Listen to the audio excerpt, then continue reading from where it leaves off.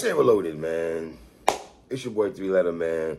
Subscribe to the channel. Follow me on Twitter, Instagram. Y'all see where to follow your boy at. Hit the like button also. I appreciate that. Y'all see the title of this one, man. Let's talk about it. We're talking Drizzy Drake. We're talking the light-skinned I'll Be Sure of hip-hop. Did Drake listen to the people? According to the people, the hip-hop nation, Joe Budden once said, I never understood the hip-hop police when hip-hop is what hip-hop needs to police. And with that being said, when Drake's last project, For My Dogs, that 2 mic project, that pack of mid, that you youngins love using that word, the mid, it was the midi, wasn't all that. People said the lack of rapping. People who basically was caping for him for a hot minute. I'm talking about the Joe Budden podcast where people are saying, oh, Joe Budden is the reason that Drake decided to go to the lab and come here with Scary Hours. He only been promoting for a couple days. Well, I think it was like Thursday. Was it Thursday? Yeah, Thursday is when you started seeing traction that the next day, which is 12 o'clock tonight, midnight tonight, whatever. Well, last night, it's the morning time right now. About Drake dropping Scary Hours 3. Me and B-Dot, not the battle rapper, from Rap Radar Podcast, shout out to B-Dot, we're having a conversation on Instagram Live about Scary Hours, and he's going to name drop, and And let me say this right quick. Just because he's rapping doesn't mean he's rapping. Let me slow that down and put in the subtitles, press for Sue Surf. Just because he decided to rap, that doesn't mean every bar is fire. Let's be clear on that, because when I review, first of all, 6 joints right now. Let's be clear. Oh, wow, review so quick? Yes, it's 6 joints. All I got to do is been up for an hour and a half here now, review the joint, and right now it's 6 songs. Lyrics right there. That's why you got to look at the lyrics and listen. And I'm just going to pinpoint some things that he spoke about while it's fresh on my brain. See, the thing with me is, once it's fresh on my brain, on paper, I want to put it out there. Right? So was it Joe Budden the real? You know Joe Budden's going to love this tomorrow. You know he's going to eat this up tomorrow on the podcast. That he's the sort, and they're going to gas it up. Trust me. Oh, Joe Ice.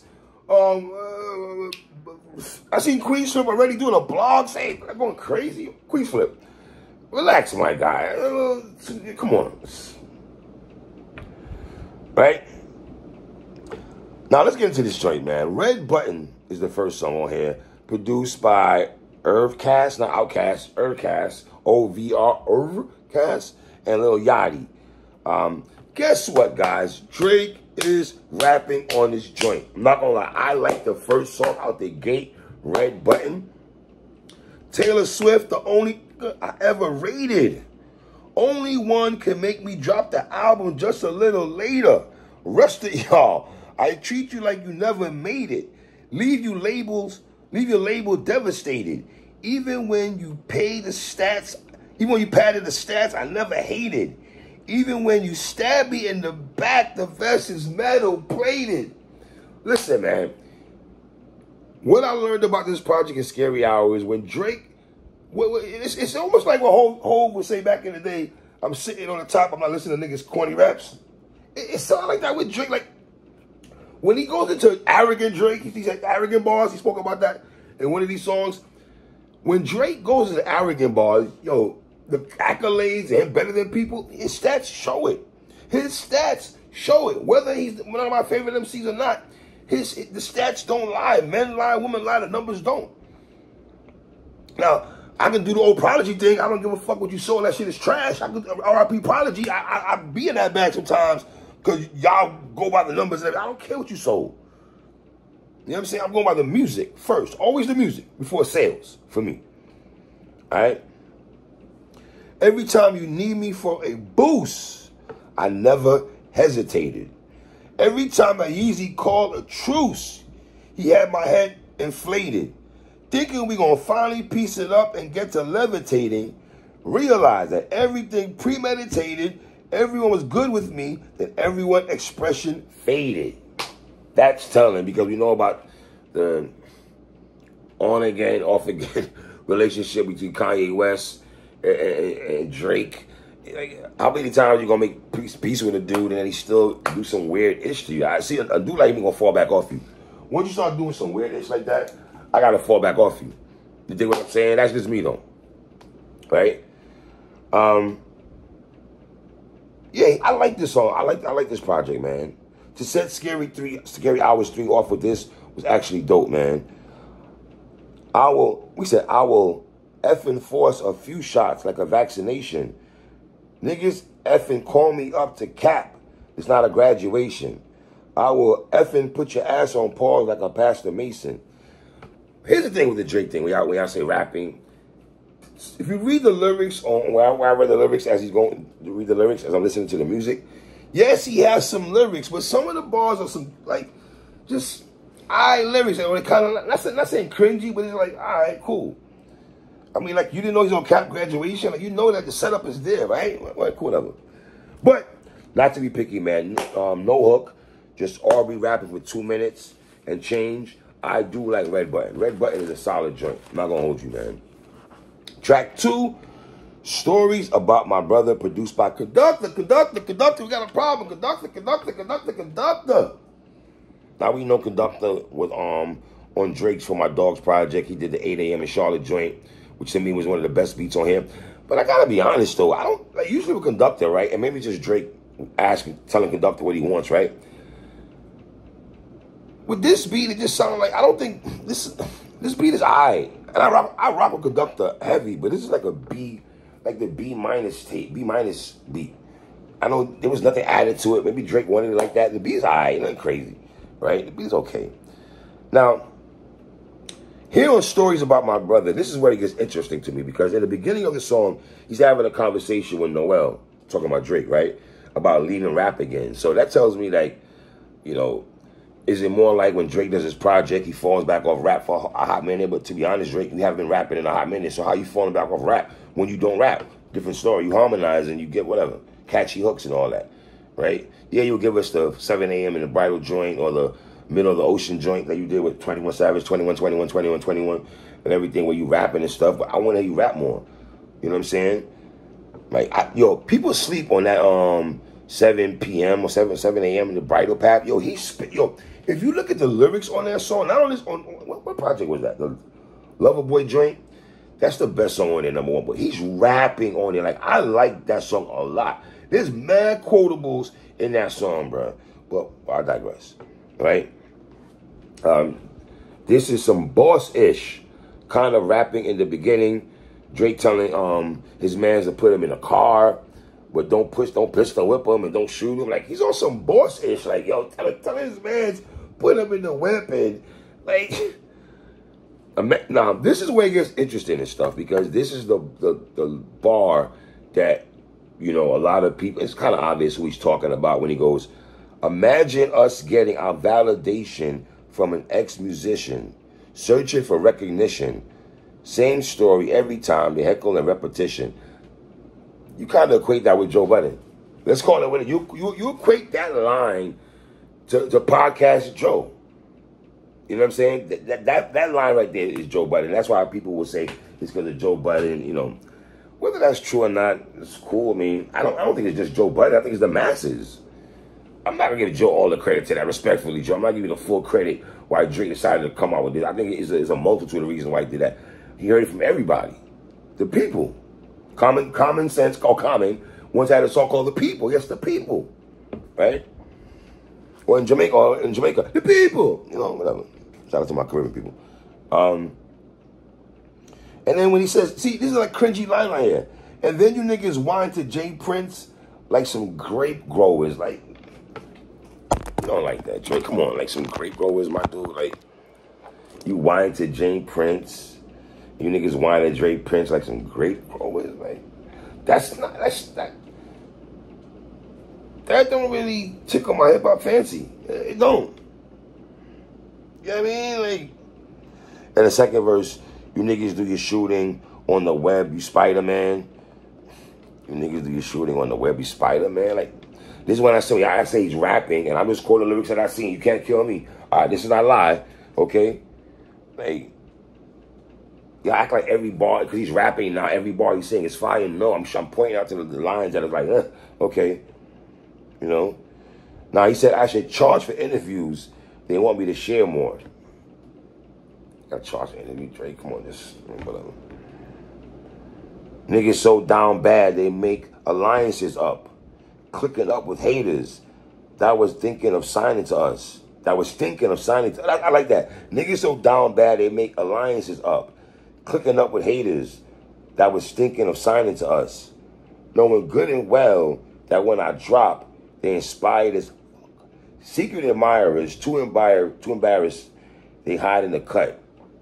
There's people who rock with Drake. I mean, do they hide in the cut? Don't know. I don't hide in the cut. I like Drake when he's rapping on certain songs, certain beats. And let me just say overall, though, even though he's rapping also, the production on here, the rapping is way better than the production in me.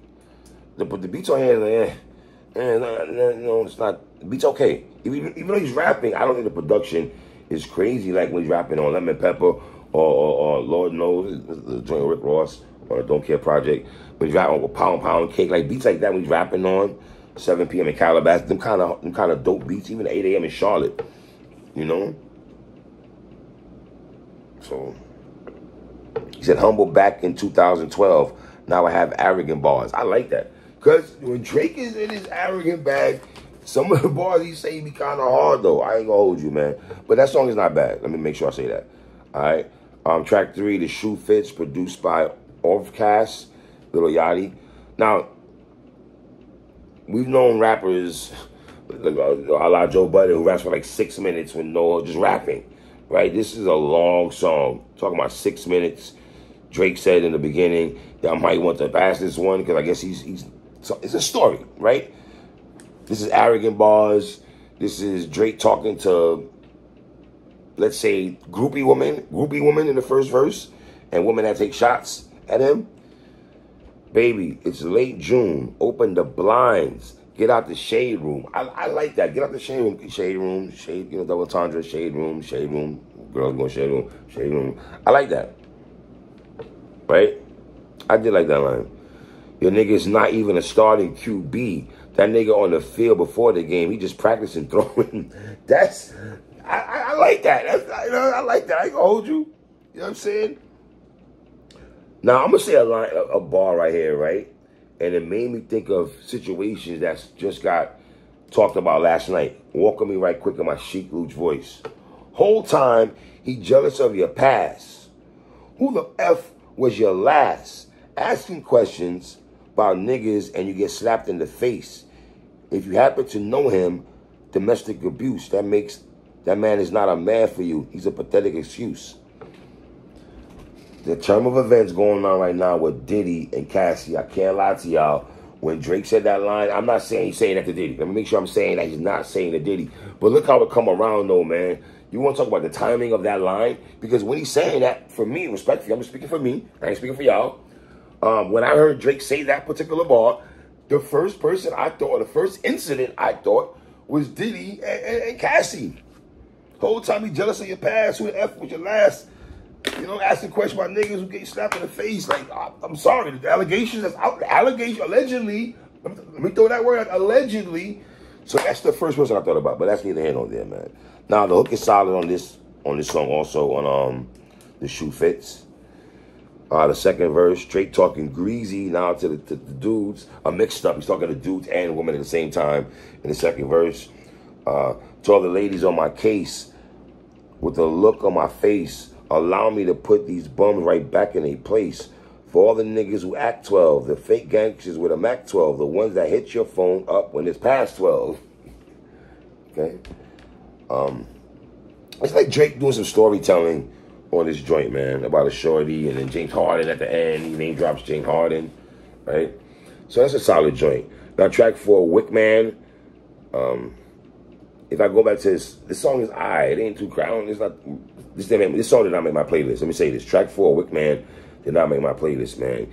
He said, I'm in that effing bag right now. I'm a lipstick. Drake, I'm sorry. I got to give you the Archie Bunker Award. Like, come on, my dude. I'm in the effing bag right now. I'm a lipstick. Like, why would you be a lipstick anyway? Like, why did you even write that, though? Like, why would you? Why you gotta be in your bag and it gotta be a lipstick? Like, why would you do that? That sounds so fugazi, respectfully. I'm sorry. Like, no, man, even if in your bag, you can't say something else. I'm in my bag, like something, like what? Like a grab a leaf or something. I don't know. Like, something else, my dude. Like, why the lipstick bar, though, son? That was weird. You know what I mean? This song is okay. By some chick, whatever. Track 5, Evil Ways, featuring J. Cole World, Jermaine Cole. We know what Drake, you know.